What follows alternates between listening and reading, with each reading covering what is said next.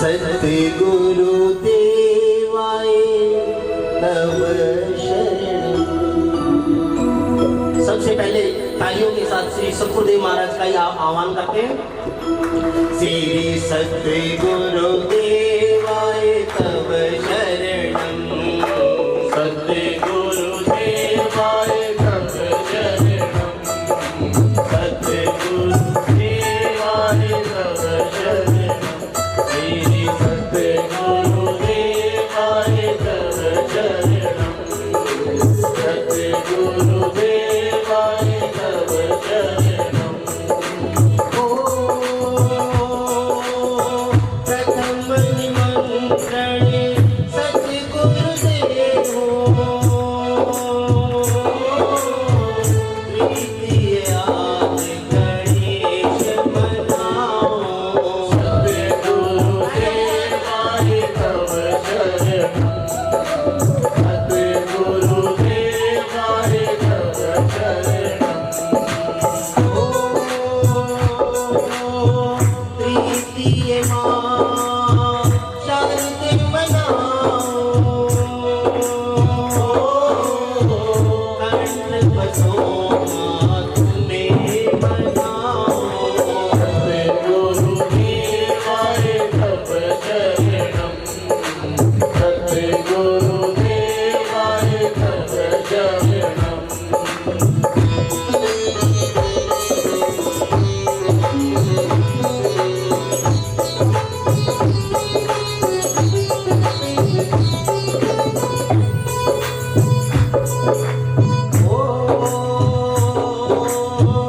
दास निदास ये विनय पुकारो, सर्वदेव आश्रम में पधारो, सतगुरु देवाय तव शरणम, सतगुरु देवाय तव शरणम। ज्योति ज्योति हो स्वामी आ जाओ, भक्त पुकारे हर्ष दिखाओ, सतगुरु देवाय तव शरणम, सतगुरु देवाय तव शरणम।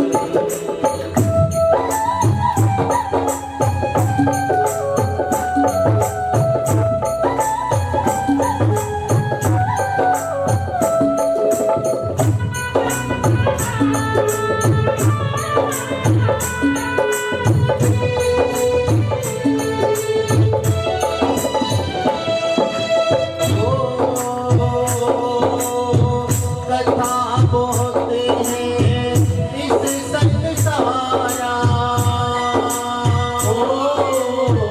कथा सुनावे दास तुम्हारा, गुरु देवाय तव शरणम, सतगुरु देवाय तव शरणम। जीवा छोटी कथा पारा, ध्यान लगा कर सुने संसारा, गुरु देवाय तव शरणम, सतगुरु देवाय तव शरणम।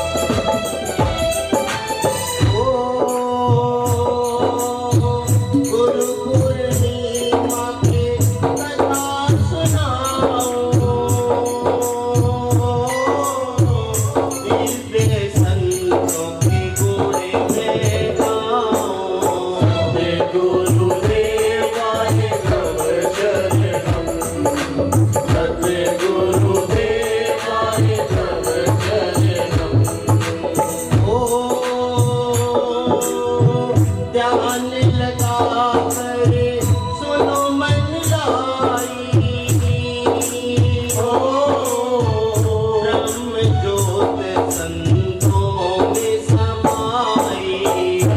गुरुदेव आए तब शरणम, गुरुदेव आए तब शरणम।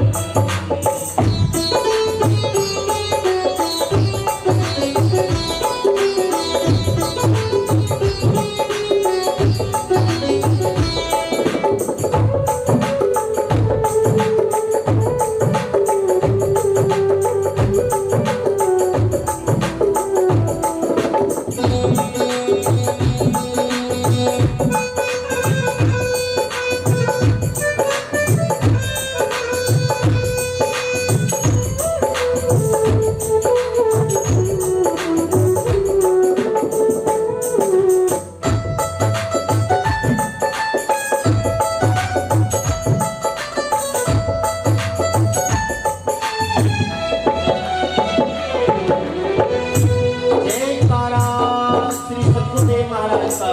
ओ सच्चे दरबार की जय। आदरणीय साध संगत जी, कथा प्रारंभ होने को जा रही है। लिखा गया है कि गुरु पूर्णिमा पे कथा सुनाऊं। आज गुरु पूर्णिमा है ना। गुरु पूर्णिमा पे कथा सुनाऊं, दिव्य संतों के गुण मैं गाऊं। ध्यान लगाकर सुनो मन लाई, ब्रह्म ज्योत संतों में समाई। गुरु पूर्णिमा हो और संतों का जिक्र ना हो तो ऐसा तो होना ही नहीं चाहिए। आज इस पंडाल के अंदर आपको ये बताया जाएगा कि हमारे भारतवर्ष के अंदर कैसे कैसे संत हुए, जो आज हमारी जनता भटकी हुई है कि मैं कहां जाऊं। कोई कहीं धक्के खाता फिर रहा है, कोई कहीं धक्के खाता फिर रहा है। आज जहां हर 10 किलोमीटर पे, हर 5 किलोमीटर पे पीर का स्थान है, वहां संतों की मूर्ति होनी चाहिए। और आज मैं ये सिद्ध कर दूंगा इस पंडाल के अंदर कि क्यों होनी चाहिए। उन संतों ने हमारे लिए क्या क्या किया है। जो आज आप गुरु पूर्णिमा मनाने के लिए आए हैं, ये गुरु पूर्णिमा है क्या, क्यों मनाने आए, किसने शुरू की है, क्यों शुरू की, क्या जरूरत थी इसकी, क्या वैसे काम नहीं चल रहा था। आदरणीय साध संगत जी, कथा प्रारंभ हो चुकी है। इधर उधर का ध्यान छोड़ करके पंडाल के अंदर आ जाइए। ओ सत्यवती और ऋषि पारासुरी, पानी पुथे अतियातुरे। गुरुदेव आए तब शरणम, गुरुदेव आए तब शरणम। क्या कहते हैं, एक शब्द के ऊपर ध्यान दीजिए। अगर आप ध्यान नहीं देंगे आपकी कथा समझ में नहीं आएगी। और हकीकत क्या है कि आज की कथा कोई कथा ही नहीं है। आज पंडाल के अंदर कोई कथा नहीं है, आज कुछ अलग है कि सत्यवती और ऋषि पारासुर। सत्यवती हुए एक केवट की पुत्री और वो नाव चलाते थे। केवट भोजन करने लगे और लेकिन दूसरे घाट पर ऋषि पारासुर आ गए। जब पारासुर आए, इंतजार करते रहे कि नाव इधर आए और मेरे को नैया पार कराए। तो केवट कहने लगे कि हे पुत्री, जब तक मैं भोजन कर लेता हूँ ऋषिवर को पार लगा दे, कभी गुस्से में आगे श्राप न दे दे। तो सत्यवती ने नाव उठाई और परले किनारे पे चली गई और परले किनारे पे ऋषि पारासुर को बिठाया और वापसी हो गई। जब वापसी हुए तो ऋषि पारासुर थे जो सत्यवती बड़ी सुंदर थी, उसको कहने लगे कि हे देवी, अगर आप चाहें तो मैं आपके आगे शादी का आग्रह रखता हूँ, विवाह का आग्रह। कहने लगे कि मैं अपने पिता की आज्ञा के बगैर कैसे कर सकती हूँ। लेकिन उन्होंने दोनों ने शादी कर ली, गंधर्व विवाह किया और उनसे एक पुत्र पैदा हुए। कौन से? कि सत्यवती और ऋषि पारासुर पुत्र पाने को थे अति आतुर। क्या हुआ? ओ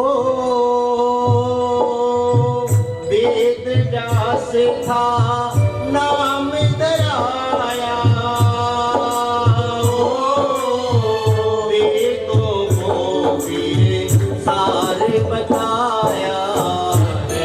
गुरुदेवाय तव शरणम, सद्गुरुदेवाय तव शरणम। वेद व्यास उनका नाम नहीं था। जब बच्चे ने जन्म लिया तो उसका नाम रखा गया कृष्ण। काला था, सांवला था, इसीलिए कृष्ण पक्ष आता है ना, एक शुक्ल पक्ष आता है, कृष्ण पक्ष आता है। कृष्ण पक्ष की वजह से उसका नाम रखा गया कृष्ण। लेकिन उस बच्चे ने बड़ा होकर के क्या किया कि वेदों का अनुसरण किया, वेदों को बांट दिया। पहले वेद एक था, उसको 4 भागों में बांट दिया। 4 वेद, 6 शास्त्र, 18 पुराणों की रचना कर दी। लोग उसको कहने लगे वेद। ऋषि तो नाम छोड़ दिया, लोग उसको सभी कहने लगे, सारे ऋषि होंगे वेद। व्यास कहां से हुए?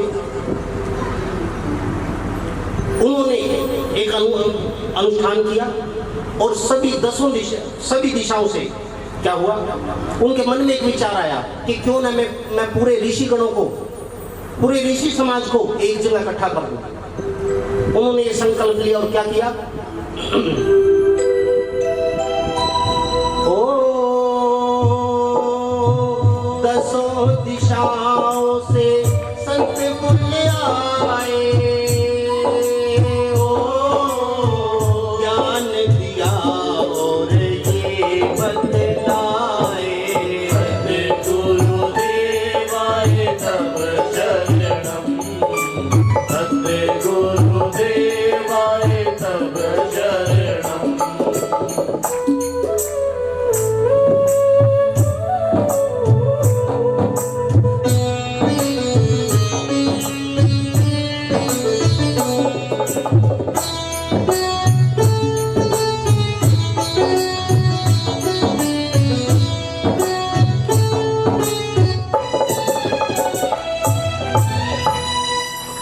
दिशाओं से, भारतवर्ष की 10 दिशाओं से संत बुलाए और उनको एक जगह इकट्ठा कर दिया।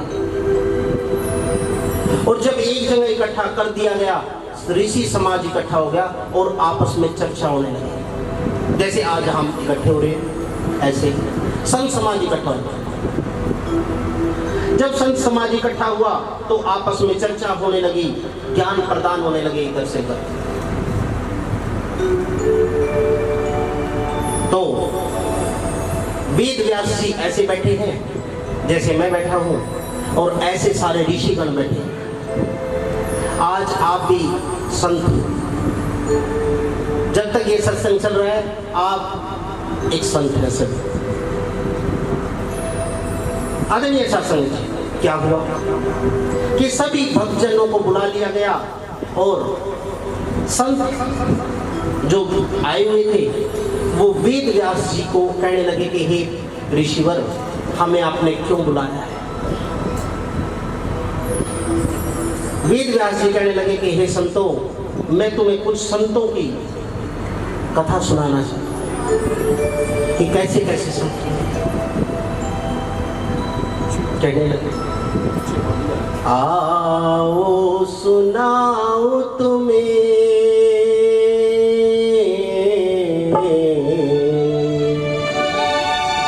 क्यों ऋषियों ने जन्म लिया।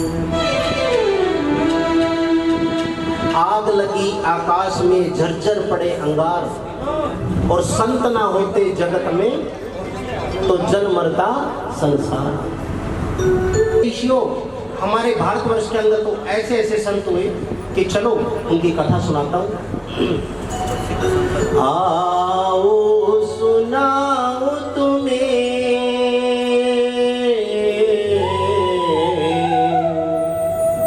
क्यों ऋषियों ने जन्म लिए। और क्या हुआ,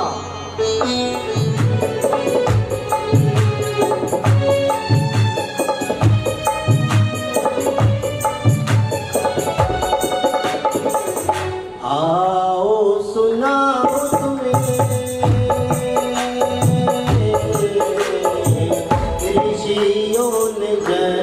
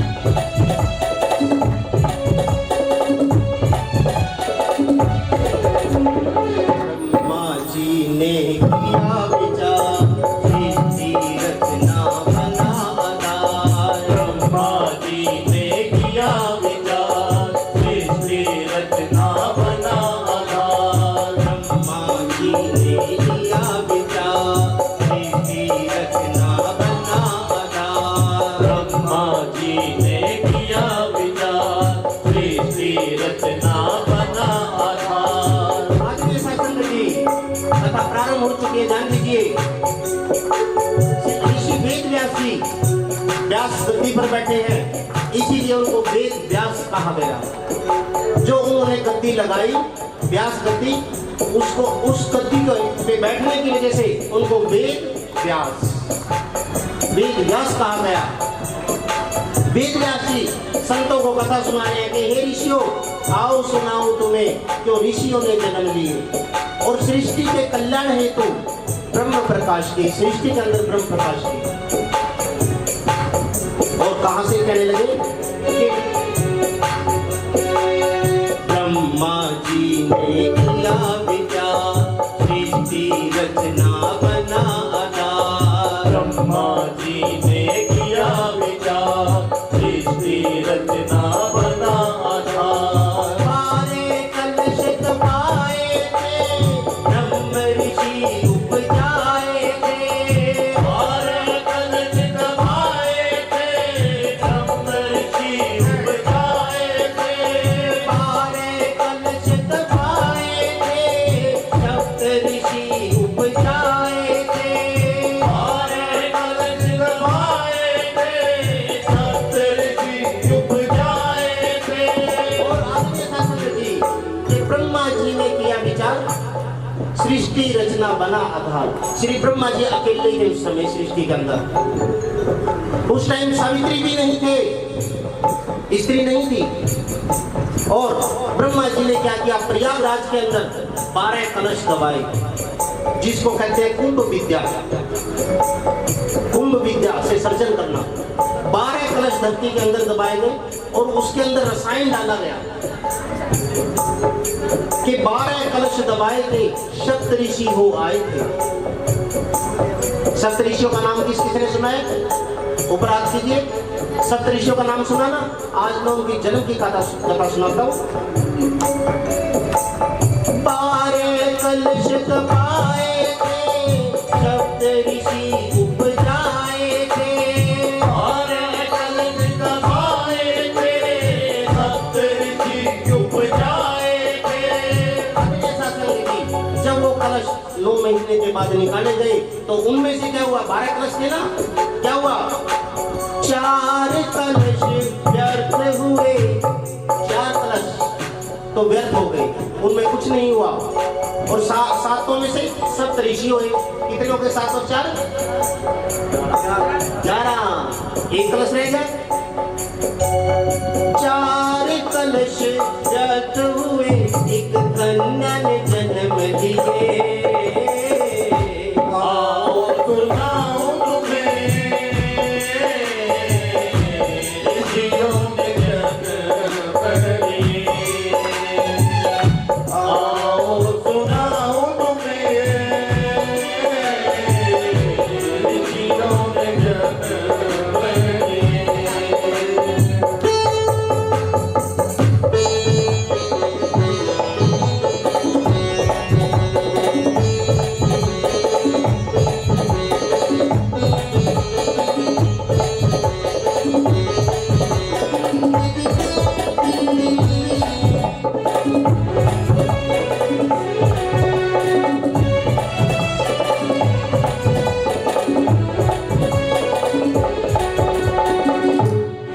आदरणीय शास्त्र, ब्रह्मा जी ने 12 कलश दबाए, जिनमें से 7 सप्त ऋषि। कौन कौन से? अत्रि, अंगिरा, अंगिरस, पुलह, पुलस्त्य, कृतु, मरीचि और वशिष्ठ। कितने हो गए? 7। सप्त ऋषियों का जन्म नहीं था, वो कलश से उदित हुए थे। और जब अगले 7 से 8वां बोला गया, 8वां कलश खराब हुआ, 9वां भी खराब हुआ, 10वां भी खराब हुआ, 11वां भी खराब हो गया, उनमें कुछ नहीं निकला, बच्चा नहीं बन पाया। लेकिन जब 12वां कलश निकाला तो उसमें से एक कन्या निकली, उसमें से एक कन्या निकली जिसका नाम था संध्या, जो बाद में सरस्वती बने, जिनका नाम था संध्या। अत्रि, अंगिरस, पुलह, पुलस्त्य, कृतु, मरीचि और वशिष्ठ। प्रिय भक्तों, आगे क्या हुआ? अब इन ऋषियों ने इस समाज के अंदर क्या क्या किया? सबसे पहले अत्रि ऋषि की छोटी सी कथा सुनाता हूँ।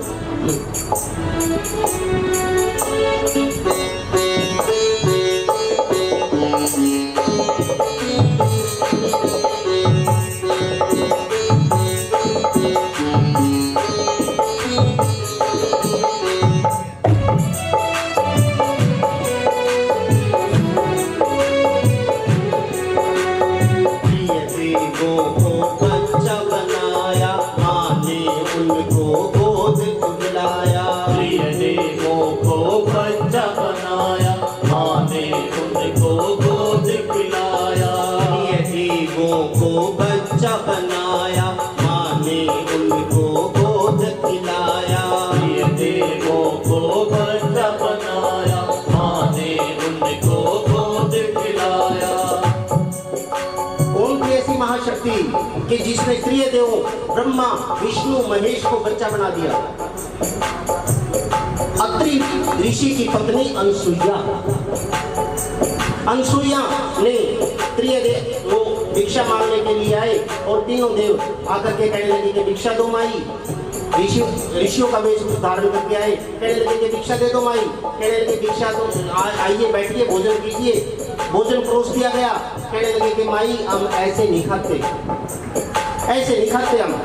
कैसे खाते हो? कहने लगे नंगन होकर के खिलाओ, निर्वस्त्र होकर के खिलाओ, तब तो हम भोजन करें, नहीं तो हम जा रहे हैं। अब निर्वस्त्र होकर भोजन कराए तो पतिव्रत खंडक, और उनको वापसी भेजे तो अतिथि वर्ग खंडित।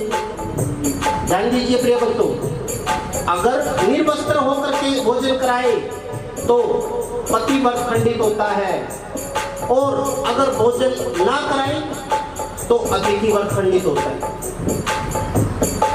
अनसुईया ने क्या किया?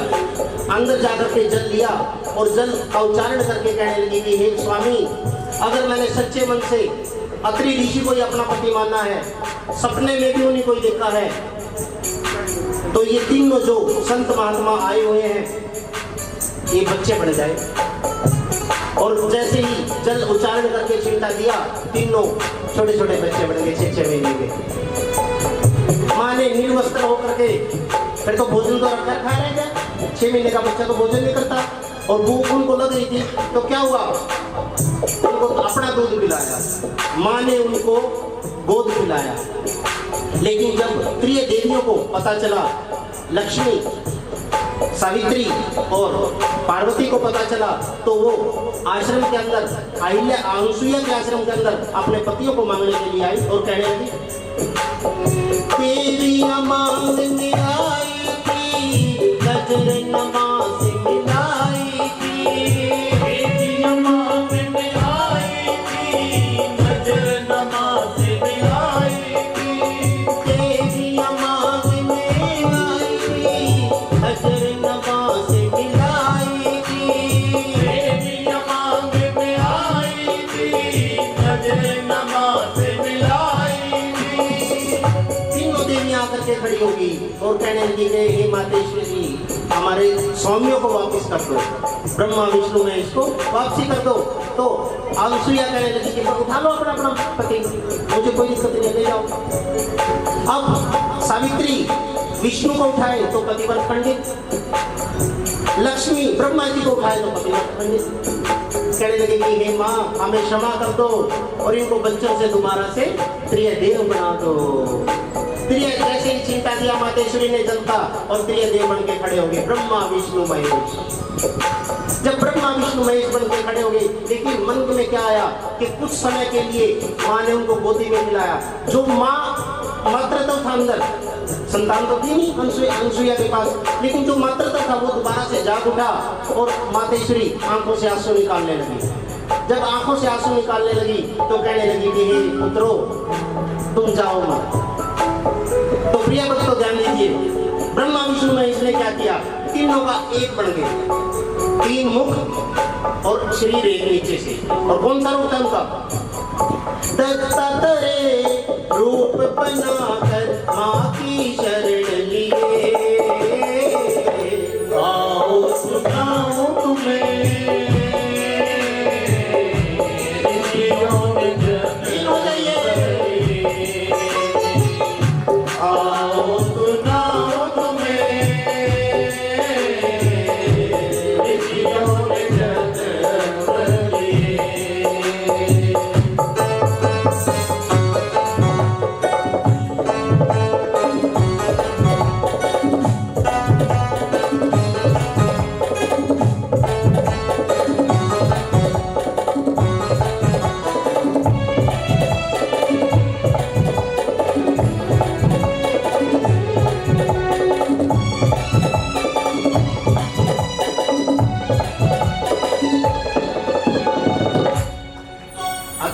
की कथा ये है। अत्रि ऋषि एक ऐसे ऋषि हुए जिनकी पत्नी ने ब्रह्मा विष्णु में इसको भी बच्चा बना दिया। अब अंगरीश ऋषि की कथा सुनाता हूँ आपको। आज हम कह तो देते हैं पंडित जी आने लग रहे हवन करवाएंगे, कहते हो ना, मेरी माताएं बहनें कहती हैं आज तो आज हम हवन करवाएंगे। हवन कहाँ से शुरू हुए, किसने शुरू किए, क्यों शुरू किए, क्या जरूरत पड़ गई थी, वो बताता हूँ आज। ध्यान दीजिए प्रिय भक्तों। अंगिरा ऋषि ने किया था जान, नारायण का किया आह्वान। अंगिरा ऋषि ने किया था ध्यान, नारायण का किया आह्वान। अंगिरा ऋषि ने किया था जान, नारायण का किया आह्वान। अंगिरा ऋषि ने किया था ध्यान, नारायण का किया आह्वान। अंगिरा ऋषि हुए। अंगिरा ऋषि ने जल हाथ में लेकर के ये कहा कि हे नारायण भगवान, मैं इतने समय तक आपका उच्चारण करता हूँ, अगर आपने दर्शन नहीं दिए तो मैं अपने आप को संस्कार कर लूंगा। इतना प्यार करते हो भगवान से? है कोई यहाँ पंडाल में ऐसा कि अगर आपने दर्शन नहीं दिया अपने आप को संस्कार कर लूंगा मैं? बैठ के समाधि लगा करके, ध्यान लगा करके बैठ के समय गुजरता चला गया, समय गुजरता चला गया, विश्वास बढ़ता चला गया कि भगवान जरूर आएंगे, भगवान जरूर आएंगे। भगवान के आने की तैयारी कर ली, फूल लाके रख लिए, मिष्ठान लाके रख लिए, जंगल से पेड़, जंगल से फल लाके रख लिए, पूरी तैयारी कर ली, भाई भगवान जरूर आएंगे। लेकिन भगवान नहीं आए, श्री नारायण भगवान नहीं आए। अवधि पूरी होगी, जब अवधि पूरी होगी तो क्या किया प्रिय भक्तों? नारायण ना आए थे, नारायण ना आए थे, पिता को अपनी सजाए थे। नारायण ना आए थे, पिता को अपनी सजाए थे। नारायण ना आए थे, पिता को अपनी सजाए थे। नारायण ना आए थे, पिता को अपनी सजाए थे। सीता क्या, कैसे कि उसने कहा था ना कि अगर आपने दर्शन नहीं दिए मैं अपने आप को संस्कार कर लूंगा। प्रिय भक्तों, जिस कुटिया में रहता था उसी कुटिया को तोड़ा मरोड़ा और उसमें आग लगा दी, गुस्से में आकर के कि भगवान तो आए नहीं। उसी कुटिया में जो जिस कुटिया में रहता था उसको तोड़ा मरोड़ा और चिता बना दिया, उसमें आग लगा दिया अपने आप को स्वाहा करने के लिए, अपने आप को जलाने के लिए। तो जैसे ही कहने लगे कि हे प्रभु, जो अग्नि थी वो धू धू करके जलने लगी और अंगिरा ऋषि कहने लगे कि प्रभु आपने दर्शन तो नहीं दिए, कम से कम मेरा शरीर तो स्वीकार कर लो। जब ये कह करके चिता की तरफ आगे बढ़ने लगे तो क्या हुआ? श्री नारायण दर्शन देकर, श्री नारायण दर्शन देकर आकाश के अंदर जोर जोर से शंख बजने लगे, घंटियां बजने लगी, नगाड़े बजने लगे और श्री नारायण भगवान सोने का मुकुट, सोने के बाजूबंद, सोने का आभूषण डाल रखे और ऐसे आशीर्वाद की मुद्रा में एक हाथ में सुदर्शन चक्र, एक हाथ में शंख ले रहे। जब श्री नारायण भगवान ने दर्शन दिए तो अंगिरा ऋषि ने उनको नमस्कार किया। अंगिरा ऋषि ने नमस्कार करते ही कहने लगे कि हे ऋषिवर, ये क्या बनाया आपने? कहने लगे कि प्रभु आपने जलने के लिए चिता बनाई थी, अपने आप को स्वाहा करने के लिए चिता बनाई थी। तो श्री नारायण दर्शन देकर क्या कहने लगे कि जो तूने चिता बनाई थी, जब मैं इसको आशीर्वाद देता हूँ ये यज्ञ स्वरूप कहलाएगी, और जो तूने मेरे स्वागत के अंदर सामान ला रखा था, मेरे स्वागत में बिछाने के लिए फूल ला रखे थे, तेरी कुटिया के अंदर आटा था, हल्दी थी, चीनी थे, चावल थे, गुड़ था, तेल था, मिठाइयां ला रखी थी, फल ला रखे थे, ये सारा सामान यज्ञ में प्रयोग हुआ करेगा। कहने लगे नारायण दर्शन देकर यज्ञ स्वरूप लिए, आओ सुनाओ तुम्हें ऋषियों ने आओ सुनाओ तुम्हें ऋषियों ने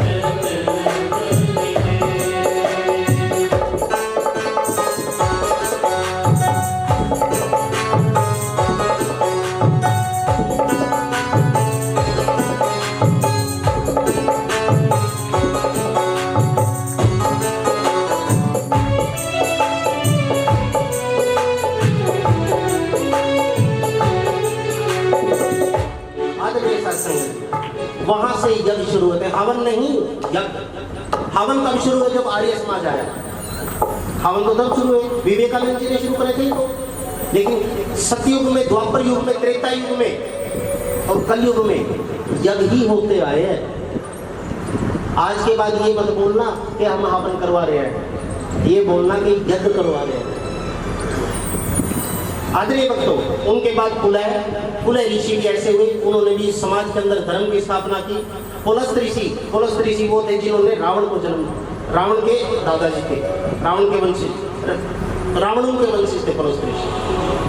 इतने बड़े योद्धा को उन्होंने जन्म दिया, उनकी वंश में हुए। और ऐसे ही कृतु ने भी इस सृष्टि के अंदर धर्म की स्थापना की। मरीचि ऋषि हुए, मरीचि ऋषि ने भी ऐसे ही किया कि अपने इस सृष्टि की स्थापना के लिए, धर्म की स्थापना के लिए उन्होंने अपना शरीर तक भी दान कर दिया था। जो अपने शरीर की हड्डियां थी इंद्र ने मांग ली थी। इंद्र कहने लगे कि प्रभु हे ईश्वर, अपनी हड्डियां दे दो, इनसे हम वज्र बना लेंगे। और जब वो वज्र बनेगा तो दानवों के ऊपर, राक्षसों के ऊपर बिजली बन के टूटेगा। ऋषिवर कहने लगे कि अगर मेरा ये शरीर इस सृष्टि के कल्याण के लिए प्रयोग होता है, इंद्र इसको स्वीकार कर। उन्होंने अपना शरीर जर्जर कर दिया और जो हड्डियां उनसे निकली तो उनसे अस्त्र शस्त्र बनाए गए। देव सेना ने दैत्यों की सेना के ऊपर आक्रमण किया और देवता उसमें विजयी। वशिष्ठ ऋषि की कथा सुनाता हूं।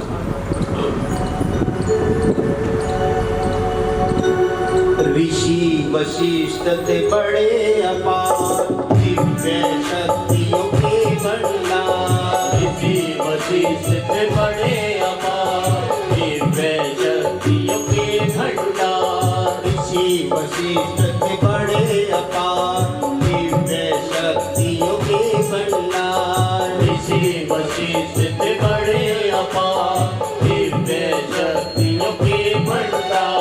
राजा विश्वास आए थे, कामधेनु ना पाए थे। राजा विश्वास आए थे, कामधेनु ना पाए थे।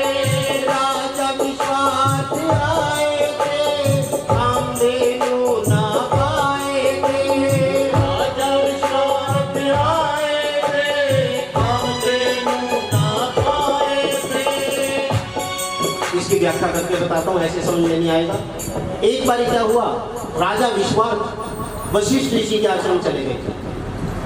जब वो वशिष्ठ ऋषि के आश्रम में गए तो उनके साथ कम से कम भी 100 सैनिक थे और कहने लगे कि हे ऋषिवर, हम रात्रि में, संध्या हो चुकी है, रात्रि में हम यहाँ विश्राम करना चाहते हैं आपके आश्रम में। कहने लगे कि करो राजा, क्यों ना, बिल्कुल कीजिए। तो उन्होंने जैसे अपनी सामने लगाई, अपने टेंट उंट लगाए और अपना भोजन बनाने लगे।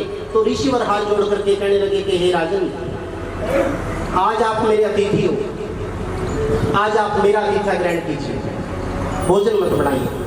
राजन कहने लगे ठीक है ऋषिवर, जैसा आप कहोगे वैसा ही हो जाएगा। तो ऋषि ने क्या किया, कहने लगे जब तक आप स्नान वगैरह से निवृत्त होकर के आइए तब तक मैं भोजन तैयार करवाऊंगा। तो सबको आसन लगा दिए गए लाइन में, पंगत में। और सबको क्या हुआ, सारी सेना को, जितने 100 आदमी थे साथ में, सबको चांदी की थालियां, चांदी के चम्मच, चांदी के गिलास, चांदी की कटोरियां और स्वादिष्ट भोजन। राजा को सोने की थाली, सोने की कटोरी, सोने का चम्मच, सोने का गिलास और स्वादिष्ट भोजन।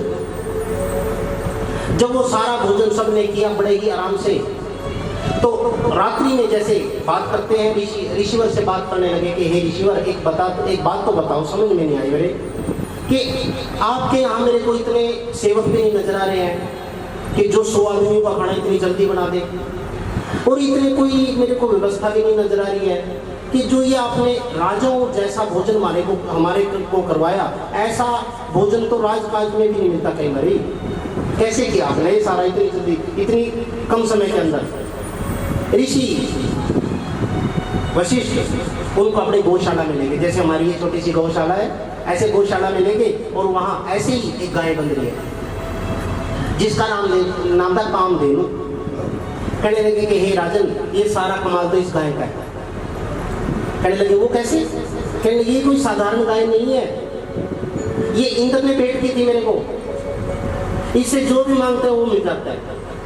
मैंने इनसे आपके लिए भोजन मांगा, कहा कि राजशाही भोजन दे दो, तो इन्होंने दे दिया, बस इसीलिए आप वो स्वादिष्ट भोजन कर पाए। अब रात में सारी रात राजा सोचता रहा कि लालच आ गया मन के अंदर, कहने लगी ये गाय इस ऋषि के किस काम की है, अगर राज्य में बंदेगी तो कल्याण करेगी।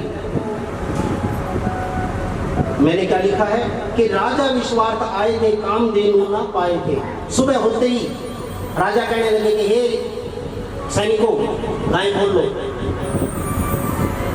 ऋषि कहने लगे कि हे राजन ये तो मेरी संपत्ति है, आप कैसे ले जा सकते हैं इसको। कहने लगे भिक्षा, क्यों 100 आदमी थे साथ में, सेना थी, अकेले वशिष्ठ थे। लेकिन प्रिय भक्तों वशिष्ठ कहने लगे कि हे राजन सावधान, गाय नहीं ले जाने दूंगा। उन्होंने अस्त्र शस्त्र चलाए, तो उन्होंने क्या किया कि जो ऐसे बाजू रखने के लिए होता है ना, ऋषियों का ऐसे माला जपने के लिए, उसको आगे किया, सारे अस्त्र शस्त्र खत्म, जोन सा चलाए खत्म, जोन सा चलाए खत्म। और अंत में क्या हुआ कि राजा को बंदी बना लिया। ऋषि वशिष्ठ ने एक ऐसी माया फैलाई, 100 के 100 सैनिक जो उसके थे सारे बेहोश हो गए, हार गए। राजा विश्वार्थ आए थे, कामधेनु ना ले जा पाए, कामधेनु नहीं ले जा पाए, तो क्या हुआ, ब्रह्म ऋषि ने विश्वार्थ राजा, ब्रह्म ऋषि ने विश्वार्थ राजा जीत लिए। आओ सुनाऊं तुम्हें ऋषियों ने जन्म लिए, आओ सुनाऊं तुम्हें ऋषियों ने जन्म लिए।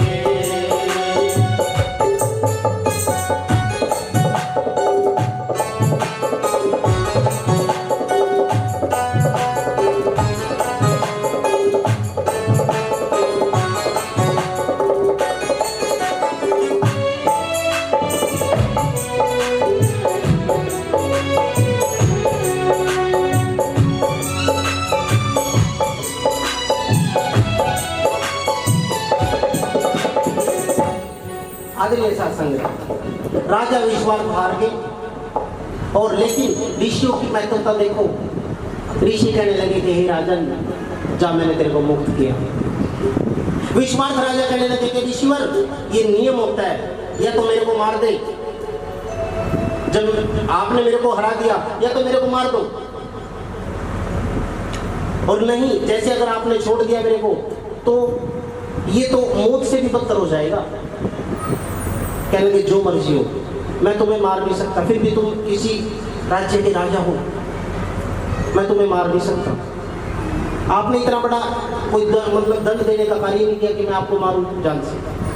ये सारे सैनिक भी मैंने आपके बेहोश किए, मारे नहीं है, अपनों को उठा के ले जाओ। अब राजा विश्वार्थ सोचने लगे कि इस भगवे चोले के अंदर इतनी ताकत होती है, पूरी सेना का सामना कर सकता है। बात खटक गई मन के अंदर। वहीं राजशाही जो कपड़े थे वहीं उतार फेंक के आश्रम के अंदर ही कोई राजो बड़ी बात आ गई। कहने लगे कि हे ऋषिवर, अगर मैंने तेरे से बड़ा ऋषि बनकर नहीं दिखाया तो मुंह नहीं दिखाऊंगा, तेरे से भी बड़ा ऋषि बनकर दिखाऊंगा। विशिष्ट ऋषि कहने लगे कि राजन अच्छी बात है, कम से कम एक ऋषि और बढ़ेगा इस समाज के अंदर। प्रिय भक्तों, जो राजा विश्वार्थ थे तो क्या बने वो, नाम तो आपने सुना है, अब वो क्लियर भी हो जाएगा कि राजा विश्वार्थ थे जो वो क्या बने।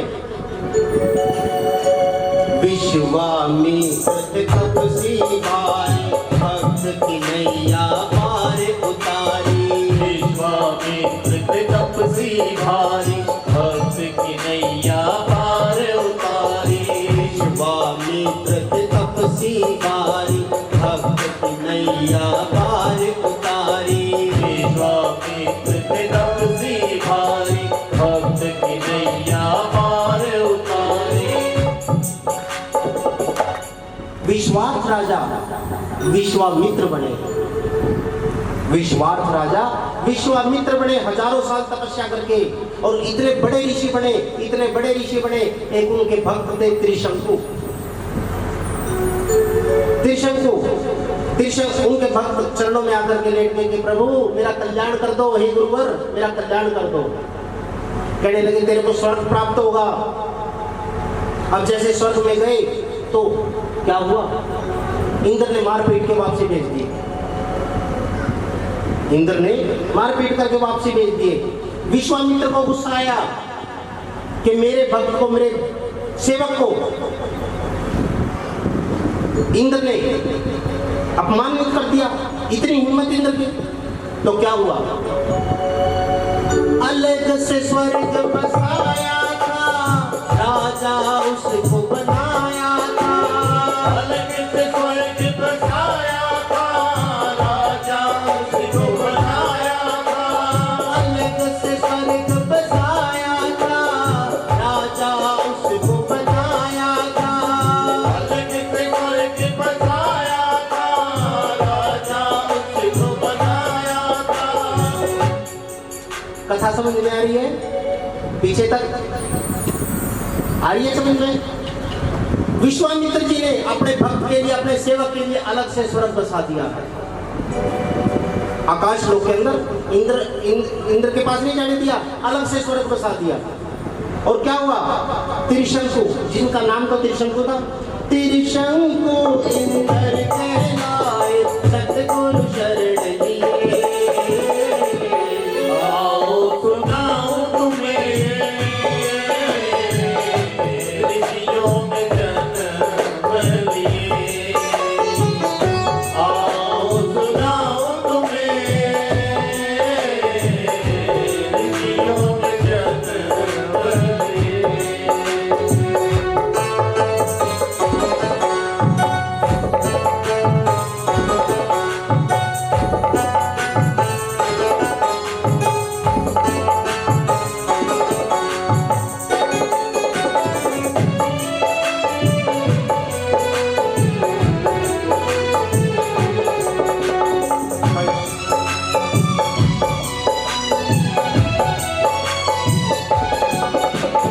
कश्यप की पत्नी प्यारी, की अदिति राजकुमारी। कश्यप की थी पत्नी प्यारी, थी अदिति राजकुमारी। कश्यप की पत्नी प्यारी, की अदिति राजकुमारी। कश्यप की थी पत्नी प्यारी, थी अदिति राजकुमारी।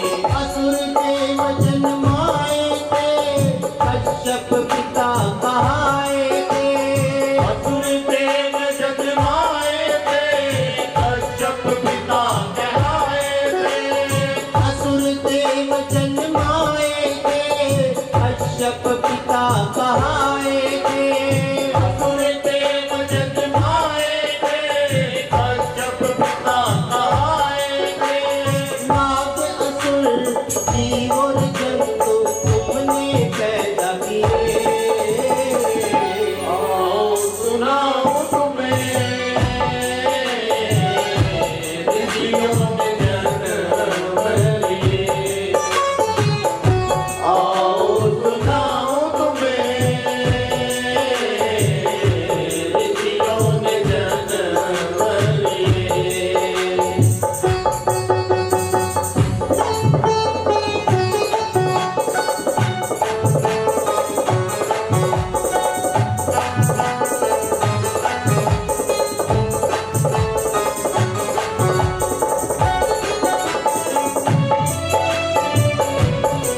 हो सकते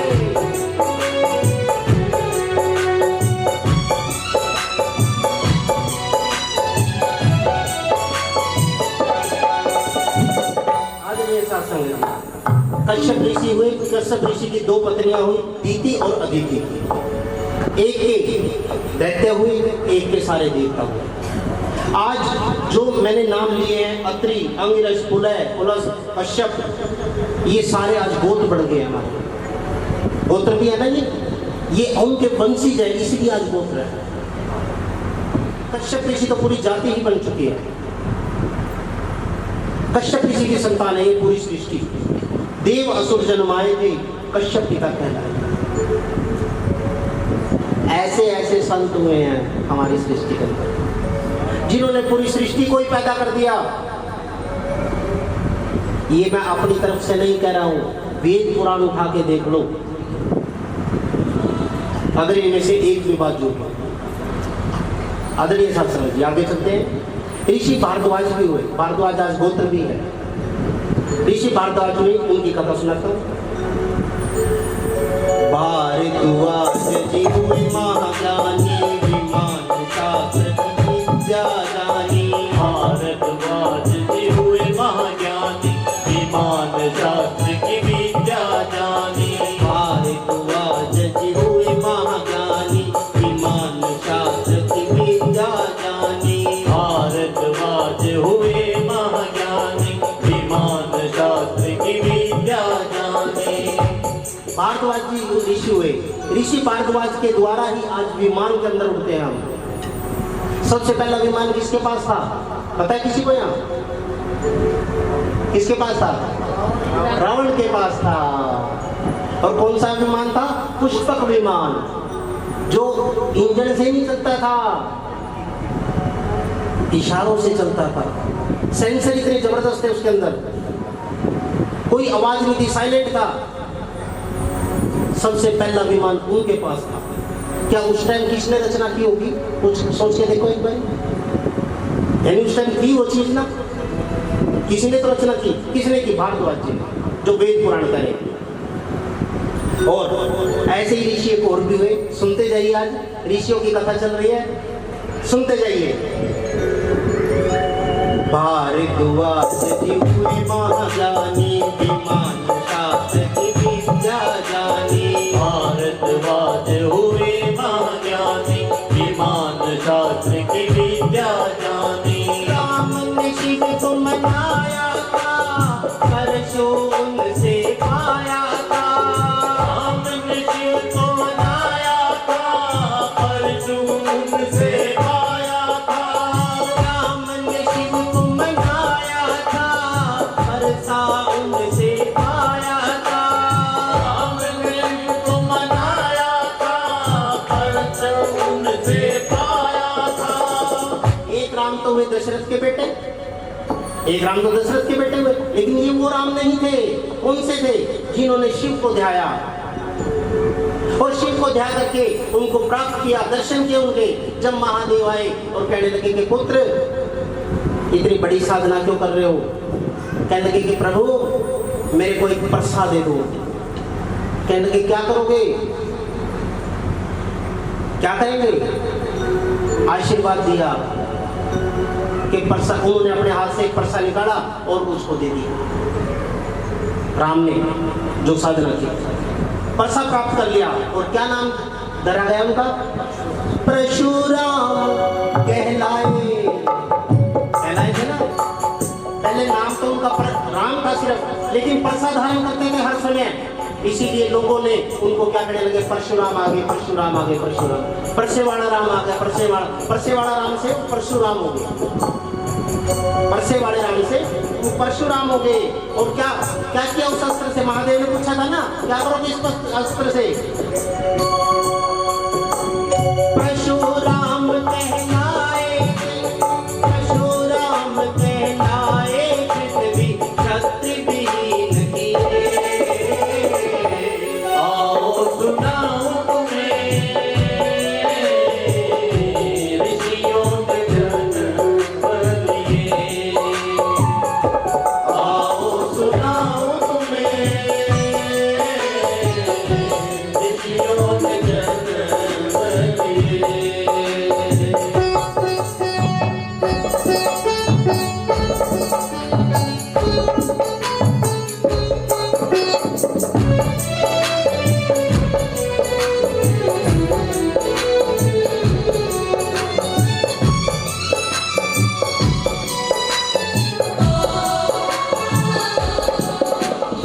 और कहने लगे कि अभी और सुनो। वेद व्यास जी कहने लगे कि अभी और सुनो। एक ऋषि कैसे हुए? ऋषि अगस्त ने सागर किया, पर्वत अहंकार छोड़ दिया। ऋषि अगस्त ने सागर किया, पर्वत अहंकार दूर किया। कहने लगे कि हे ऋषियों, एक ऐसे ऋषि हुए अगस्त मुनि महाराज कि जिन्होंने पूरा सागर पी लिया था। मेरी वाणी झूठ लग रही होगी ना? कुछ लोग यहाँ बैठे हुए सोच रहे होंगे महाराज जी तो कपाड़ मार कर बैठे हुए। नहीं, इतिहास उठा करके देखो, रामायण उठा करके देखिए आप। रामायण के अंदर साफ शब्दों में दिखाया गया है कि जब देवताओं ने राक्षसों के ऊपर उनके ऊपर युद्ध का प्रारंभ किया तो वो जाकर के सागर के अंदर छुप जाते थे। अब उनको ये वरदान था कि जल के अंदर तुम्हें कोई मार नहीं पाएगा। देवता बाहर ही खड़े हो जाते थे। जब बार बार ऐसा हुआ तो सारे देवता ऋषि अगस्त के पास गए। अगस्त के पास जाकर के कहने लगे कि हे ऋषिवर, हमारी सहायता करो कि अगर आप उस समय के लिए इस सागर को हटा दो, इस जल को हटा दो, तो हम असुरों का संहार कर सकते हैं और दोबारा से धर्म की स्थापना कर देंगे। ऋषिवर सागर के किनारे खड़े हो गए और खड़े होकर के क्या किया, उंगली करके कहने लगे कि हे सागर, मैं तुम्हें ग्रहण करता हूँ। वो सारा उंगली में भर करके पी। है कोई ऐसे ऋषि इतिहास में? दूसरी कथा सुनिए। एक बारी एक पर्वत को अहंकार हो गया। उन्होंने वरदान पा लिया कि मैं बढ़ता ही चला जाऊं, बढ़ता ही चला जाऊं, और इतना बढ़ गए कि सूर्य का रास्ता रोक लिया घूमने के लिए। सूर्य देव का रास्ता ही रोक लिया, इतने बढ़ गए। तो सूर्य देव अगस्त मुनि महाराज के पास गए कि हे ऋषिवर, मेरू पर्वत ने मेरा रास्ता रोक लिया है, इतना आकार बढ़ा लिया अपना कि मेरा प्रकाश पृथ्वी तक नहीं जा रहा है, अंधकार हो रहा है, मेरी सहायता कीजिए। तो क्या हुआ, ऋषि ने उसी मार्ग से चलने लगे और जो पर्वत थे, पर्वत ने क्या किया, ऋषिवर को ऐसे झुक के नमस्कार किया कि हे ऋषिवर, मेरा प्रणाम स्वीकार कीजिए। कहने लगे स्वीकार है। कहने लगे जब तक मैं दक्षिण दिशा से वापस नहीं आता ऐसे ही झुके रहो। जब तक मैं दक्षिण दिशा से वापस नहीं आता ऐसे ही झुके रहो। अब अगस्त ऋषि आए ना, वो सीधा ना हो। ऐसे ऐसे ऋषि हुए हैं प्रिय भक्तों। क्या लिखा गया है? ऋषि अगस्त ने सागर किया, पर्वत अहंकार छोड़ दिया। ऋषि अगस्त ने सागर किया, पर्वत अहंकार दूर किया। कावेरी नदी बहाई थी, राम की लाज बचाई थी। कावेरी नदी बहाई थी, राम की लाज बचाई थी। कावेरी नदी आज दक्षिण में बहती है। कावेरी नदी सभी नाम जानते हो गया, गंगा, यमुना, सरस्वती। अभी पीछे सत्संग सुनाया था ना, कावेरी नदी। कावेरी नदी अगस्त मुनि महाराज की देन है। जो यात्रा में पुष्कर गए थे, वहां भी उन्होंने गंगा को बुलाया था। एक धारा ऐसे बह रही है जितनी टुंटी बोल देते हैं, बस आज भी बह रही है।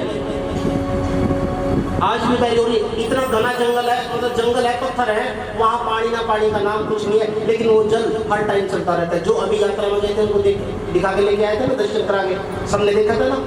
कोई झूठ तो नहीं मेरी बात में। आदरणीय भक्तों, अगस्त मुनि महाराज ऐसे हुए। कावेरी नदी बहाई थी, राम की लाज बचाई थी। कावेरी नदी बहाई थी, राम की लाज बचाई थी। राम की लाज कैसे बचाई? जब रावण से युद्ध हुआ तो प्रभात काल में उठ करके रावण श्री रामचंद्र जी के पास गए। कहने लगे कि हे राम, रावण से कैसे लड़ोगे इन छोटे अस्त्रों से? उसके पास तो सारे दिव्य अस्त्र हैं, ब्रह्म अस्त्र उसके पास है, विष्णु अस्त्र उसके पास है, शिव का त्रिशूल उसके पास है। कैसे मुकाबला करेगा उनका? सोने का रथ है, तू तो नंगे पैर है। सोने का कवच है, तेरे तन पे तो कपड़े भी नहीं है। कैसे मुकाबला करेगा? ये सुन करके श्री रामचंद्र जी ने अगस्त मुनि महाराज के चरण पकड़ लिए। कहने लगे प्रभु मार्गदर्शन करो। अगस्त मुनि महाराज ने प्रभात काल में श्री रामचंद्र जी को पूरे दिव्य अस्त्रों का ज्ञान दिया था। और ये सीन रामायण के अंदर भी आता है। कहाँ अगस्त मुनि महाराज का आश्रम और कहाँ लंका।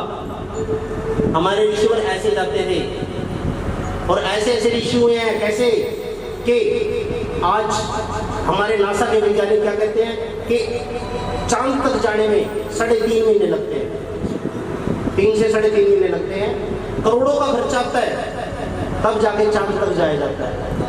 लेकिन हमारा इतिहास क्या कहता है कि हमारे ऋषि मुनि संत महात्मा सुबह प्रभात काल में उठते थे और ध्यान लगा करके देवलोक में जाते थे और शाम की वापसी भी करते थे।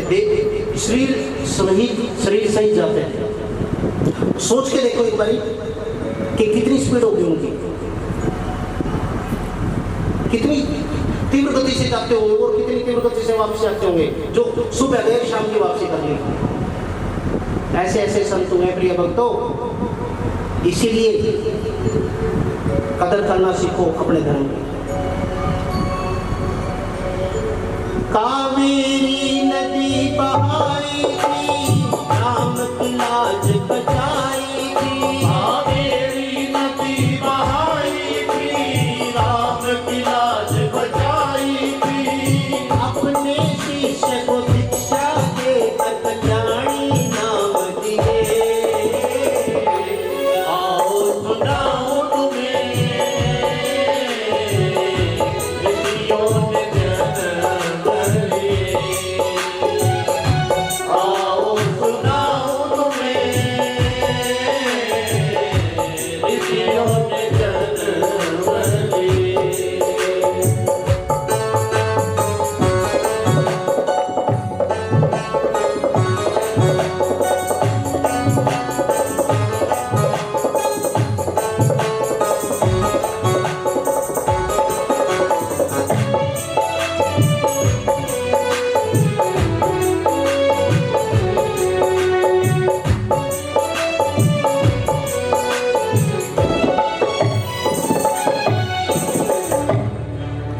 जयकारा सर्व संतों का बोल सच्चे दरबार की।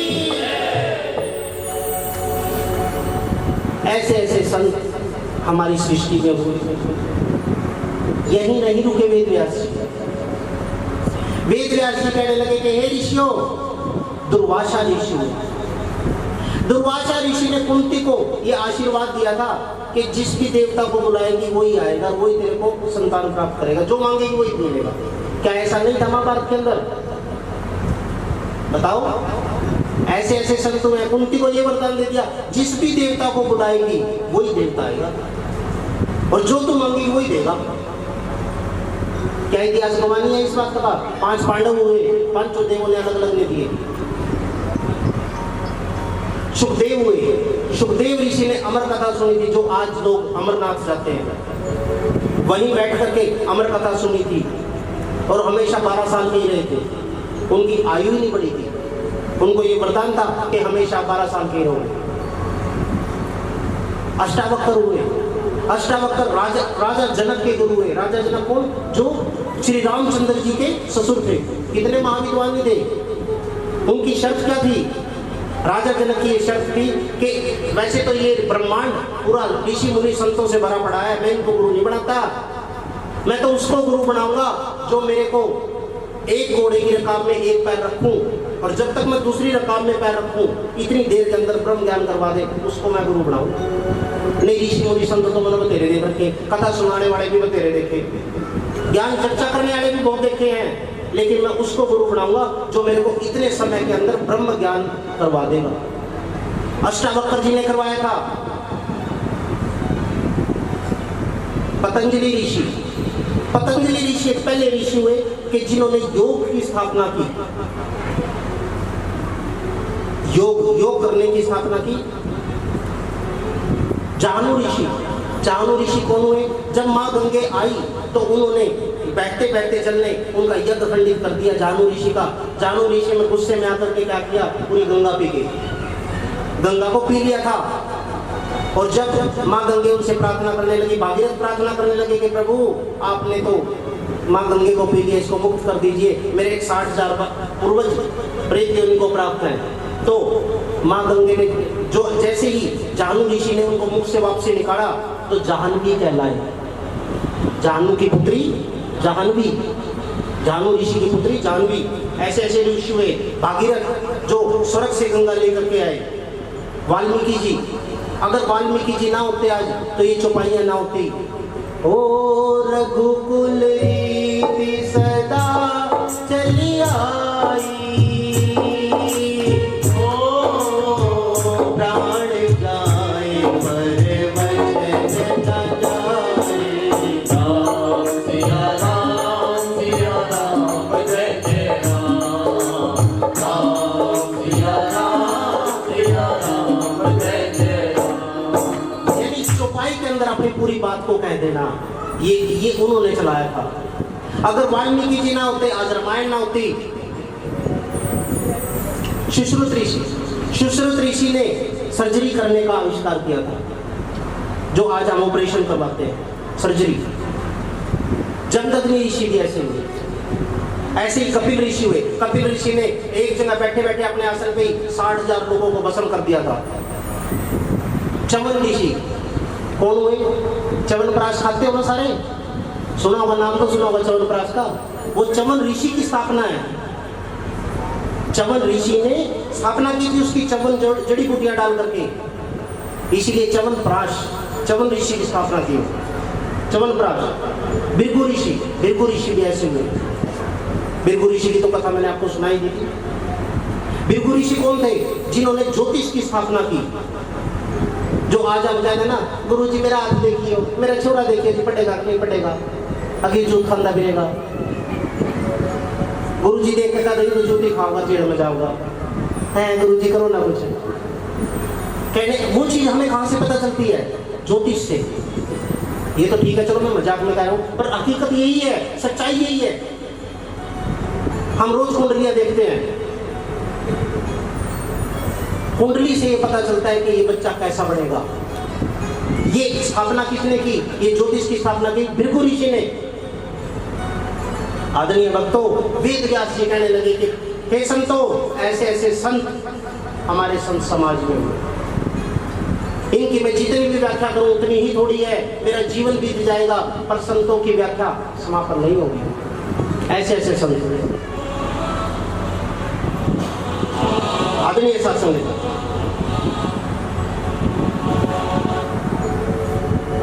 तो कुछ ऋषि वेद व्यास जी से प्रश्न करने लगे कि हे ऋषिवर, संसार क्या है? आप सभी में से ऐसे उठ उठ के प्रश्न करने लगे। जिनके मन में अपना कोई प्रश्न दौड़ रहा था संतों का, कहने लगे कि प्रभु, हे वेद व्यास जी, ऋषिवर, ये बताइए संसार क्या है? वेद व्यास जी कहने लगे कि संसार जगत है, संसार मिथ्या है, संसार असत्य है, जो नजरों से दिख रहा है वो असत्य है। कहने लगे जब ये सारा संसार असत्य है तो फिर सत्य क्या है? सत्य क्या है? वेद व्यास जी कहने लगे कि सत्य वो ब्रह्म है, जो सदा था, सदा है और सदा रहेगा। आपने देखा होगा कि श्री नारायण भगवान नैमिषारण्य तीर्थ के अंदर ऐसे ध्यान लगा करके बैठे हैं, श्री महादेव कैलाश में ध्यान लगा करके बैठे हैं, और श्री ब्रह्मा जी महाराज पुष्कर में ध्यान लगा करके बैठे हैं। कभी ये सोचा वो किसका ध्यान लगाते हैं? कभी सोचा क्या? किसी का तो ध्यान लगाते होंगे, वो ब्रह्म का ध्यान लगाते हैं। संत उठ करके कहने लगे कि हे ऋषि, हे गुरुवर, ये बताइए कि जीव क्या है? कहने लगे जीव, आत्मा और जीव एक है। आत्मा और जीव एक है, लेकिन जब जीव अपने आप को शरीर समझने लग जाता है, अपने आप को इस संसार के मोह माया में लपेट लेता है, तो वो अपने आप को आत्मा नहीं समझता, फिर वो जीव समझने लग जाता है। होता वो आत्मा है। आप सभी ने एक शब्द का प्रयोग किया होगा कि मेरी आत्मा नहीं मानती, फलाने काम को मेरी आत्मा नहीं मानती, सबने प्रयोग किया होगा ये शब्द। इसका मतलब क्या है कि हम दो हैं, मैं और मेरी आत्मा। इसका मतलब हम दो हैं, एक नहीं है। ये पंखे चल रहे हैं, देख रहे हो ना, तुम्हें इसकी हवा भी दिख रही है? नहीं दिख रही है। ये साउंड चल रहा है, साउंड तो दिख रहा है लेकिन इसकी आवाज दिख रही है? नहीं दिख रही है। मैं क्या कहना चाहता हूं कि साकार और निराकार के बगैर ये सृष्टि अधूरी है। मेरी जीव साकार है, लेकिन जो मेरे शब्द आप तक पहुंच रहे हैं वो निराकार है। तो एक ऋषि उठ करके कहने लगे कि हे ईश्वर, फिर ब्रह्म क्या है? जब आप ब्रह्म के बारे में इतना ज्ञान दे रहे हो, ब्रह्म क्या है? कहने लगे कि ब्रह्म की व्याख्या करना मुश्किल है। ब्रह्म की व्याख्या ना तो आज तक कोई कर पाया, ना कोई कर पाएगा, लेकिन शब्दों के द्वारा उसको संकेतित किया जा सकता है। भाई ऐसा है, शब्दों के द्वारा उसको बताया जा सकता है, लेकिन ये नहीं कह सकते कि उसकी व्याख्या होगी। उसकी कोई व्याख्या ही नहीं है, उसकी व्याख्या करने वाला कोई पैदा ही नहीं हुआ। ब्रह्म वो जो सब में व्यापक है, जीव जंतुओं में, कीटनाशों में, पेड़ पौधों में, पूरी सृष्टि के अंदर व्यापक है, लेकिन सब में व्यापक होकर के भी सबसे परे बैठा है, पूरी सृष्टि को चला रहा है। ऋषि चर्चा बढ़ती चली गई, बढ़ती चली गई। कहने लगे कि फिर प्रभु मोक्ष क्या है? वेद व्यास जी कहने लगे कि हे ईश्वर, मोक्ष मोह का क्षय कर देना, मोह का क्षय कर देना ही मोक्ष है। कई चीजों से हम ज्यादा मोह कर बैठते हैं, उनको लिमिट में लाएं। अपने पुत्र से, अपने धन से, अपनी गाड़ी से हम बुजुर्ग से ज्यादा मोह कर बैठते हैं। मोह खत्म नहीं हो सकता। बहुत बड़ी बड़ी स्टेजों के ऊपर बैठ करके, बड़े बड़े तिलक लगा करके, मेरी तरह बाल बढ़ा करके, भगवे डाल करके लोग ये कहते हैं काम क्रोध लोभ मोह को मार दो। काम क्रोध लोभ मोह को मार दो। किसने मारा है? अगर क्रोध ना होता, श्री महादेव अपने पुत्र का शीश क्यों काट देते? अगर मोह ना होता तो श्री महादेव अपनी ही पत्नी को अध जली हुई को उठा के क्यों फिरते? अगर काम ना होता तो कार्तिकेय और गणेश कहां से पैदा हो जाते? इसीलिए ये तो पन्ना पाड़ दो कि आप इनको खत्म कर दोगे। ये तो खत्म हुई नहीं, ना कभी हुई, ना किसी से हो सकती। ये सृष्टि हमारी सृष्टि के एक अंग है, लेकिन इनको कम किया जा सकता है। अगर नुकसान हो जाए, ज्यादा रोने की जरूरत नहीं है। एक काम ना हो, आजकल तो ऐसे भक्त हो रहे हैं, एक काम ना हो मुंह बनाकर खड़े हो जाए गुरुजी का, ला गुरुजी ने मेरा फोन तो उठाया ही नहीं, इतना बड़ा मुंह बना लेंगे। हद हो गया बदतमीजी की। मतलब इतनी छोटी सोच होगी हमारी। मोह का क्षय कर लेना ही मोक्ष है। एक ऋषि कहने लगे कि हे ईश्वर, आत्मा का क्या काम है? आत्मा का क्या काम है? क्या काम करती है? वेद व्यास जी हंस पड़े। वेद व्यास जी कहने लगे आत्मा कोई काम ही नहीं करती। आत्मा काम नहीं करती, काम तो शरीर करता है। आत्मा कोई काम नहीं करती, शरीर ही उसको भोगता है। कुछ मैंने लोग कहते सुने हैं, गुरुजी मेरा 6 महीने का बच्चा मर गया था, आज तो 35 साल का हो रहा हो। फलाने पंडित ने बताया मेरे को। ध्यान देने की बात है, ध्यान दीजिए मेरी तरफ।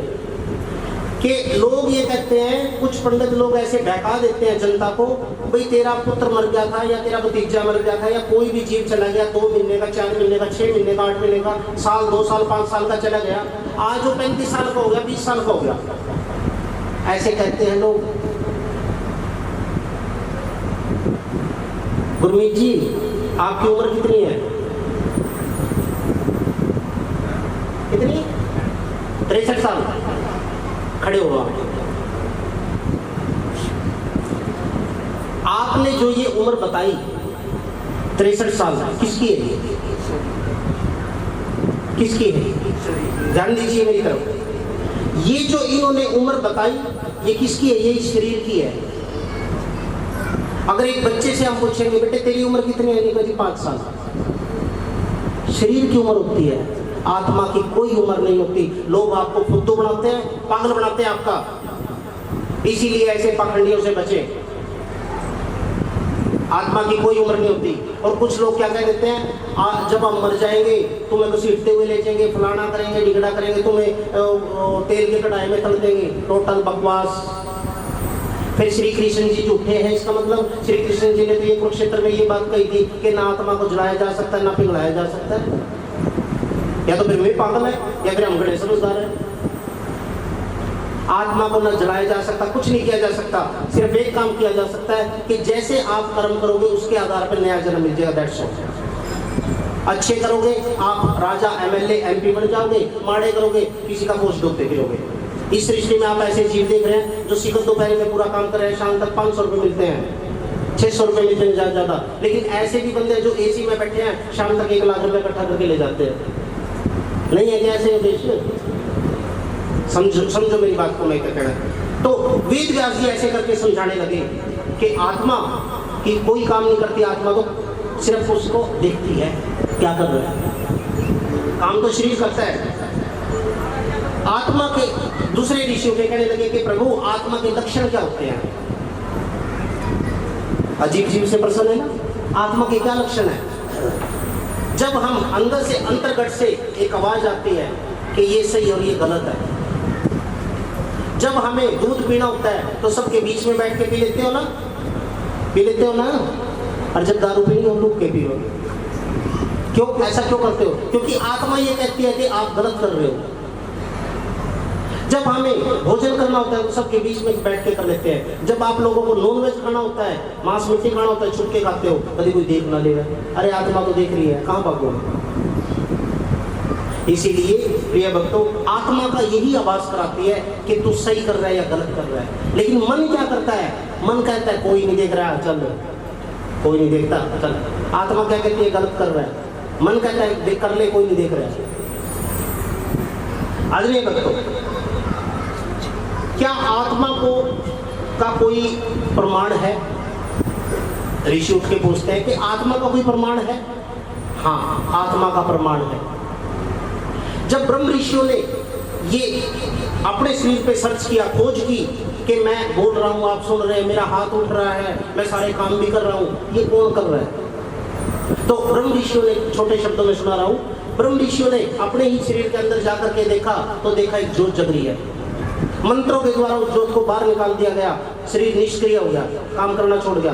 मंत्रों के द्वारा दोबारा से उस ज्योत को स्थापित कर दिया गया, शरीर दोबारा से काम करने लगा। तो कहा गया कि ये जो ज्योत है यही सारा काम इस शरीर से करवा रही है। इसीलिए इस ज्योत का नाम रख दिया आत्मा। क्या रख दिया? जोर से बोलो। और वो कौन है? हाँ जी, ये आत्मा है और वो परमात्मा है। उसकी ज्योत जग करके उसने एक दीवा जला दिया, जैसे दीवा जल रहा है, और वो बहुत बड़ी मिसाल है वो। उसमें से चाहे 1 लाख दीवे जला लो, 2 लाख जला लो, जल जाए। इसका नाम आत्मा रख दिया। इसीलिए जब ज्योत जलती है तो सारे आकर के मत्था टेकते हैं। यही आग जब चूल्हे में जलती है, जब तक मत्था टेकते तुम, जब भी टेकना चाहिए। देखो क्या है, ये उसका साकार रूप है। आत्मा निराकार स्वरूप है। निराकार रूप को देखा जा सकता है, आपके पास दिव्य दृष्टि होनी चाहिए। ऐसा नहीं है कि देख नहीं सकते, भगवान भी तो निराकार है, वो भी नहीं दिखते क्या? वो भी दिखते हैं। लोग आज के क्या कहते हैं, कलयुग है, कहाँ दर्शन होते हैं? अरे होते कैसे नहीं? या तो तुम कच्चे हो या फिर मैं कच्चा हूँ, या तो तुम्हारे पास गुरु पूर्ण नहीं है या फिर शिष्य पूर्ण नहीं हो। दर्शन कैसे नहीं होते? जब तुम्हारे साधना शिविर लगते हैं, जब तो तुम ऐसे कोई टोया भी नहीं पाता, जब तो जिसके पास फोन करें गुरु जी काम से आया के काम है, आधार कार्ड नहीं, फिर तो ये काम याद आओ। जब साधना शिविर लगते हैं उसके अंदर भाग लिया करो, क्योंकि उसके अंदर वो गूढ़ बातें बताई जाती हैं जो मैं आम पब्लिक को नहीं बता सकता। वो चीज उसको सिर्फ नामधारी को ही जानने का अधिकार है। साधना करो, साधक बनो, सत्संगी ना बनो। सत्संगी को कोई भी बन जाएगा, सत्संग में बैठ गया सत्संगी हो गया, सत्संग सुना सत्संगी हो गया। अरे सत्संगी नहीं बनना हमने, सत्संगी तो दुनिया बिकती है। हमें साधक बनना है, साधक। और जब आप साधक बनोगे तभी उस परमेश्वर की राह पे चल पाओगे। ऐसे करते हुए ऋषि मुनि संत महात्मा वेद व्यास जी से प्रश्न पे प्रश्न किए जा रहे हैं और कहने लगे, आत्मा, हे स्वामी आत्मा का परिचय करवा दो, आत्मा का परिचय करवा दो। ऋषिवर कहने लगे कि हे वेद व्यास जी कहने लगे कि हे संतो, मैं तुम्हें ऐसे परिचय नहीं करवा सकता। जिस तरह से एक सोने को पहले जलाया जाता है, तपाया जाता है और फिर उसके पिटाई दी जाती है, फिर उसके आभूषण बनाए जाते हैं, उसी तरह से अगर आप तप की अग्नि में तपोगे तो तब उस मालिक का, तब उस आत्मा का साक्षात्कार कर पाओगे, तब उस परमात्मा का साक्षात कर पाओगे। मैं सिर्फ तुम्हें मार्ग बता सकता हूं, चलना तुम्हें ही है। द्रोणाचार्य ने कौरवों को भी वही विद्या दी, पांडवों को भी वही विद्या दी, अश्वत्थामा को भी वही विद्या दी, अर्जुन को भी वही विद्या दी। लेकिन अर्जुन सबसे अलग कैसे निकल गया? सबसे ज्यादा प्रयास करता था, सबसे ज्यादा गुरु के श्री चरणों में रहता था, उनकी वाणी पे पूरा विश्वास करता था। इसीलिए अर्जुन का आज नाम हम इस पंडाल के अंदर ले रहे हैं। नहीं तो और भी तो शिष्य थे। आदरणीय सत्संग जी, ऋषि समाज वेद व्यास जी से प्रश्न कर रहा है कि प्रभु गुरु कौन होते हैं? गुरु कौन होते हैं? वेद व्यास जी कहने लगे कि गुरु वो होते हैं जो हमें अंधकार से प्रकाश की ओर आकर्षित कर देते हैं, अंधकार से प्रकाश की ओर ले जाते हैं, वो गुरु होते हैं। दूसरा प्रश्न कहने लगे कि गुरु कहाँ और कैसे मिलते हैं? गुरु कहाँ मिलते हैं और कैसे मिलते हैं? वेद व्यास जी कहने लगे कि गुरु तो कहीं नहीं मिलते। जब आपकी आत्मा पवित्र होगी और पवित्र मन से गुरु महाराज का आप ध्यान करोगे तो तब आपको श्री गुरु महाराज प्राप्त होंगे। उन्हें ढूंढने की जरूरत नहीं है। अगर आपकी लगन सच्ची है तो गुरु महाराज अपने आप ही आपके पास आएंगे। सच्चे गुरु कौन होते हैं? दूसरे ऋषि उठ करके कहने लगे कि सच्चे गुरु कौन होते हैं? कहने लगे कि सच्चे गुरु वो होते हैं कि जो अपने शिष्य से कभी कुछ मांगते नहीं है, अपने शिष्य से कभी कुछ नहीं मांगते। मेरे को धन दे जा, मेरे को गाड़ी दे जा, मेरे नाम जमीन करवा दे, ये नहीं मांगते। शिष्य से एक बात मांगते हैं वो कि जो मैंने तेरे को नाम दान दिया इसका सुमरन कर, बस ये मांगते हैं। सच्चे गुरु वही होते हैं। कहने लगे सच्चे शिष्य कौन से होते हैं? गुरु तो आपने बता दिया, सच्चे शिष्य कौन होते हैं? वेद व्यास जी कहने लगे कि हे ऋषिवर, सच्चे शिष्य वो होते हैं कि गुरु महाराज ने अगर सपने में भी कोई आदेश दे दिया उस पर खरा उतरे।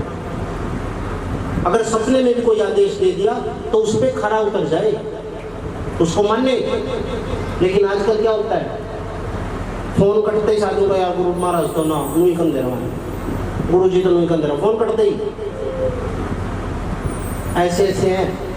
कहने को गुरु मेरा मेरा अपनी गाड़ी न्यारी, हम तो रहते मृत लोक में, गुरु की गलती सारी।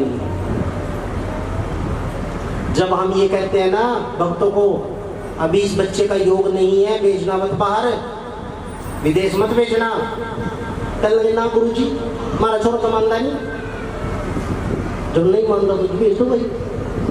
आज उन बच्चों को 1-1 साल हो गया भटकते हुए, आज तक अपनी मंजिल पे नहीं पहुंचे वो लोग। फिर गुरु की गलती हो जाती है।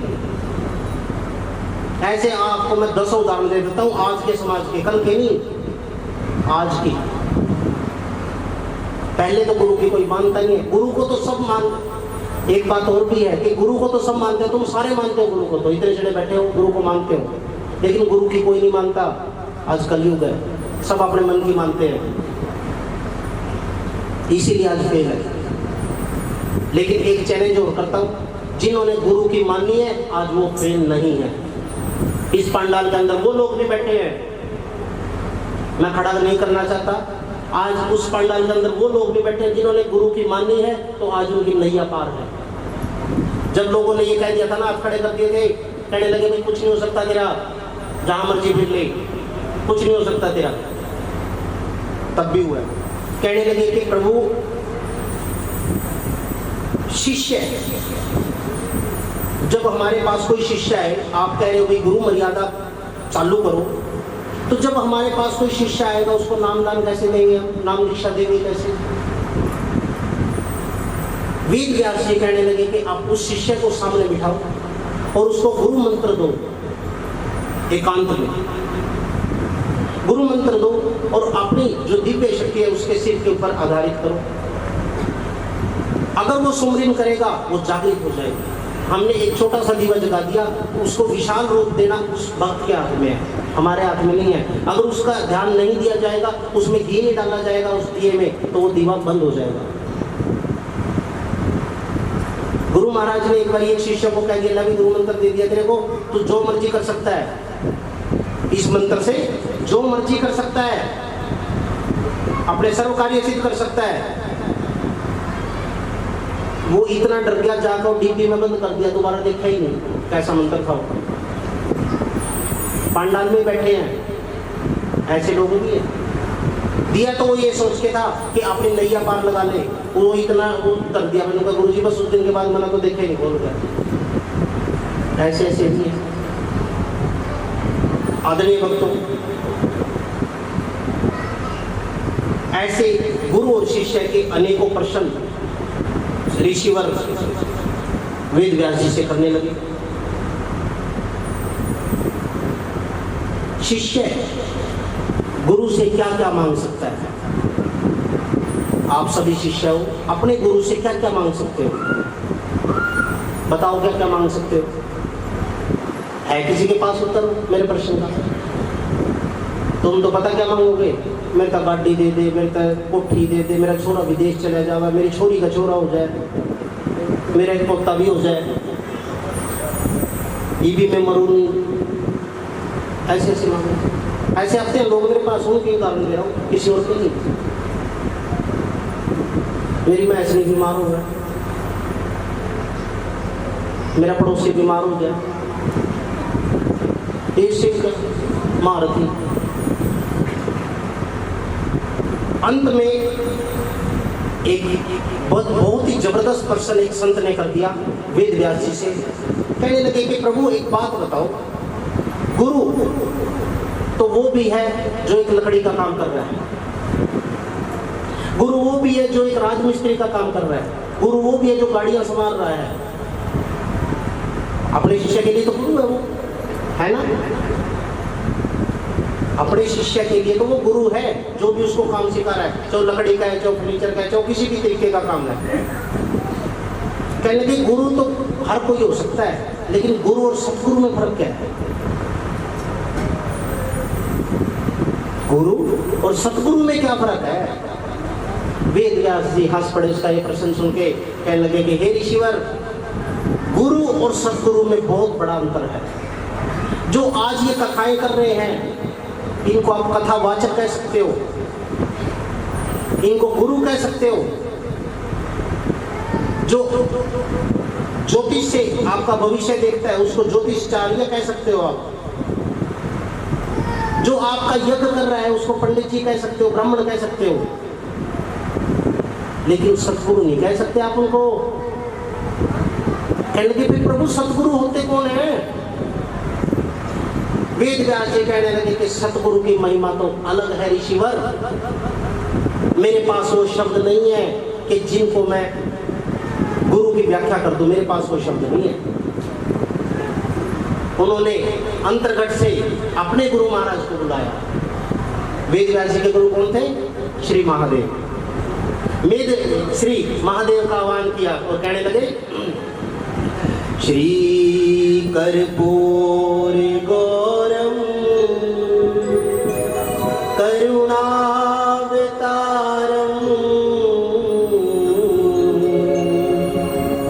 संसार सारम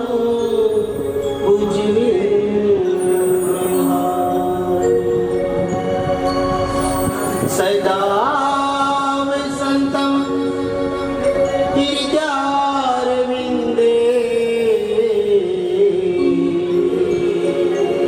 भवं भवानी सहितं नमामि। भवं भवानी सहितं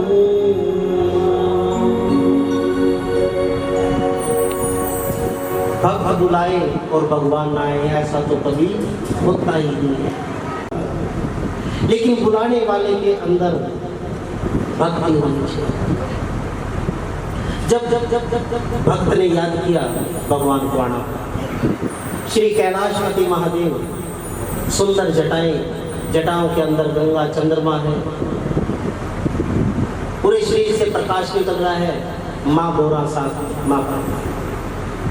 ऐसे ही जैसे आज पंडाल सजा हुआ है, ऐसे ही आकर के खड़े हो गए। वेद व्यास जी ने अपने गति से उठ करके उनको नमस्कार किया और कहने लगे कि हे गुरुवर, देश देव, इन संत समाज को ये बता दो कि गुरु क्या होते हैं। गुरु क्या होते हैं, इस संत समाज को ये बता दो। आदरणीय साध संगत जी, ये जो स्त्रोत मैं आपको सुनाने जा रहा हूँ, ये स्त्रोत मेरा बनाया हुआ नहीं है। जो साक्षात महादेव ने माँ बोरा को और पूरे संत समाज को, वेद व्यास को सुनाया, वो स्त्रोत है।